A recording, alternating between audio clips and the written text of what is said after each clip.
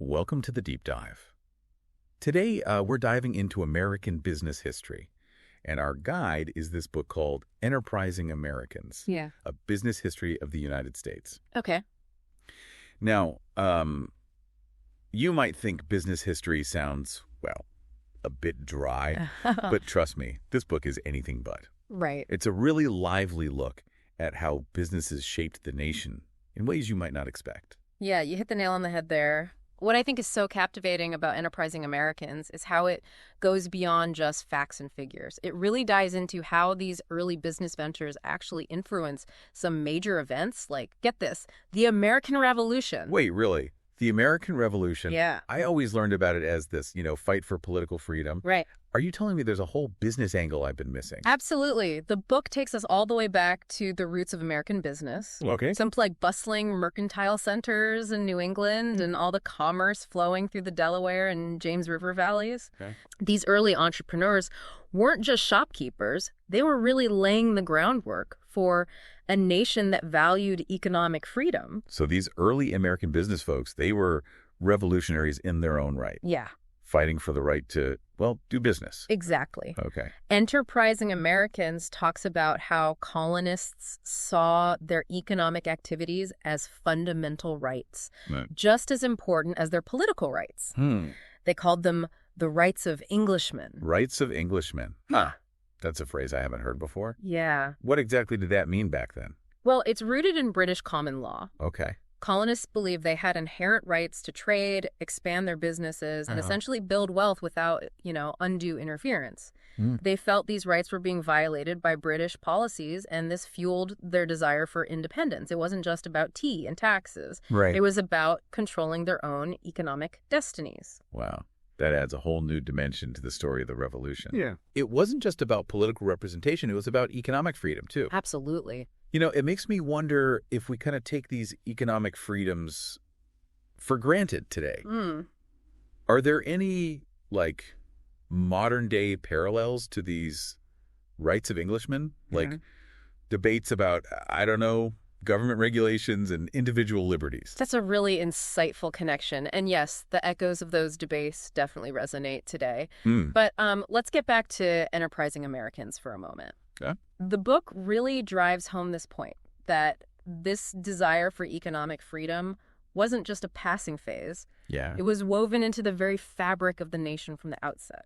So American business and the growth of America itself, they're basically inseparable. You could say that. That's a key takeaway from Enterprising Americans. Okay. It argues that the spirit of entrepreneurship was a driving force throughout American history, not just during the Revolution. Okay. So we've seen how pivotal businesses were during the Revolution. But what about afterward? How did this, entrepreneurial spirit shape the nation as it started expanding westward? That's where things get really exciting. Enterprising Americans kind of paints this vivid picture of how businesses weren't just passengers on the westward expansion train. Right. They were actually laying down the tracks. Take, for example, the railroad companies. Okay, railroads, westward expansion. I'm following you. But what's the connection to business being a driving force? Well, think about it. These railroad companies, they were driven by profit, right? Yes. And they were instrumental in connecting the East Coast to the West Coast. They literally opened up the West, transporting people, goods, and ideas, across these vast distances. Yeah, that makes sense. But I imagine it wasn't all, smooth sailing, right? Weren't there conflicts? Especially with, I don't know, Native American tribes. You're absolutely right. The book definitely doesn't shy away from the complexities. Okay. It acknowledges that while the railroads brought economic growth, they also, came at a cost. The expansion often led to displacement and conflict with indigenous communities. Right. It's a reminder that progress, even when driven by business, isn't always a simple win-win. Yeah, that's a really important point. It reminds me of how, I don't know, we often celebrate innovation without fully acknowledging the potential downsides. Precisely. Enterprising Americans really encourages us to look at history with a critical eye. Yeah. Recognizing both the achievements and the challenges associated with business expansion. So we've gone from colonial merchants fighting for economic freedom Right. to railroads transforming the landscape of America. It seems like there's a consistent thread here. Business is driving change. Yeah. Sometimes for better, sometimes for worse. You're picking up on the central theme here. Okay. The book argues that businesses have been agents of social change throughout American history, not just, focused on profit. Okay, that's a fascinating idea. Yeah. But can you give me a specific example from the book? Something that really illustrates how businesses drove social change. Maybe something surprising. Well, one example that comes to mind is the role of businesses in the abolition movement. Really? Businesses involved in the fight against slavery? I wouldn't have guessed that. It might seem counterintuitive, but some businesses, particularly in the North, they actively supported the abolitionist cause. Yeah. They saw slavery as morally wrong and economically inefficient. Some even helped finance the Underground Railroad, Wow. risking their profits and reputations to fight for what they believed in. Wow.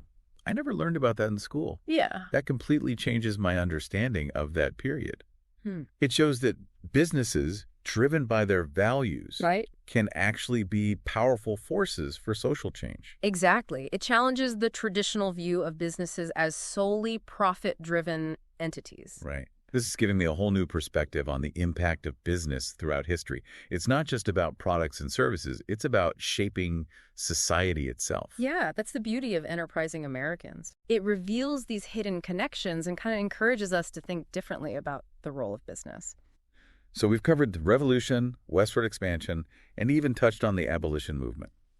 What other historical periods does the book explore? Well, it goes on to cover a wide range of eras, including the Industrial Revolution, Right. which was obviously a pivotal period for American business. The Industrial Revolution, now that was a time of massive upheaval, right? Oh, yeah. Factories popping up everywhere, new technologies emerging. It must have been a wild time to be alive. You're not wrong. Enterprising Americans does a fantastic job of capturing all that energy, that dynamism of that era. Yeah. It shows how businesses were at the forefront of this whole industrial boom, driving innovation, reshaping the economic landscape. So was it all like progress and prosperity? Or were there downsides to this rapid industrial growth? Well, like any period of intense change, the Industrial Revolution was a mixed bag, right? Right. It brought incredible technological advancements and economic growth, but it also created, new social problems. Such as? Well, the book talks about the rise of factory work, Okay. which led to really difficult working conditions for many people. Long hours, low wages, and unsafe environments were common. And this eventually gave rise to labor movements as workers began organizing to demand better treatment and fair compensation. It's interesting to see how business and social movements were kind of intertwined during this period. Yeah. Businesses driving industrial growth, but also facing pushback from workers demanding their rights. Exactly. Enterprising Americans highlights how businesses weren't just operating in isolation. Yeah. They were deeply embedded in the social fabric of the time, responding to and influencing the world around them. That makes a lot of sense. Businesses don't exist in a vacuum, after all. Nope. They're part of a larger ecosystem. Precisely. And this idea of interconnectedness, it's a key theme throughout the book. It encourages us to see business history not just as a series of, isolated events, Right. but as an integral part of the broader American story. So we've journeyed from colonial merchants to railroads to the Industrial Revolution. Yeah. Is there a common thread that kind of runs through all these periods, according to enterprising Americans? I think the common thread is adaptability. Okay. Throughout American history, businesses have had to constantly adapt to changing circumstances, from wars and revolutions to technological advancements and social movements. That makes sense. The ability to adapt and innovate Yeah. is probably key to survival in any field, but especially in business. Absolutely. And enterprising Americans suggest that this spirit of adaptability, it's one of the defining characteristics of American business. Well, this deep dive has given me a whole new appreciation for, the complexity and impact of business throughout American history. Yeah. It's not just about profits and products. It's about shaping the nation we live in today. I'm glad to hear that. That's exactly what Enterprising Americans sets out to do. Yeah. It challenges us to think critically about the role of business, recognizing its influence on everything from technology and infrastructure to social movements and cultural values. It's been an eye-opening conversation. And on that note, I think it's time to wrap up our deep dive into enterprising Americans. Okay. But before we go, I want to leave our listener with one final thought. Yeah. If business has been such a driving force in American history, shaping our values, our institutions, Right. What responsibility do businesses today have in addressing the challenges we face as a nation? That's a powerful question, and one that Enterprising Americans encourages us to ponder, Yeah. It reminds us that business history isn't just about the past, it's about understanding the forces that have shaped our present and will continue to shape our future. Absolutely. Well, thanks for joining us on this deep dive into Enterprising Americans. Yeah, thanks for having me. If you're interested in exploring these ideas further, I highly recommend checking out the book for yourself. It's a fascinating read that will give you a new perspective on American history. I couldn't agree more. And on that note, we'll see you next time on The Deep Dive.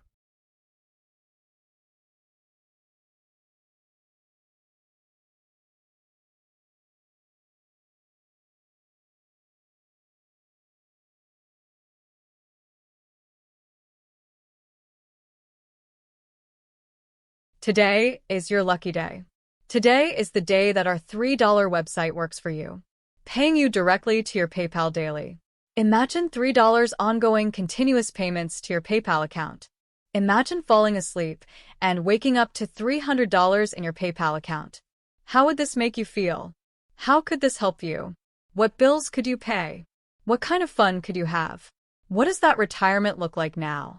All for a one-time payment of $3. This website is DFY done for you, fully built and completely hosted, and never stops collecting payments for you. You have spent $3 on coffee on a regular, but that coffee won't help you create multiple streams of income. Click the link below.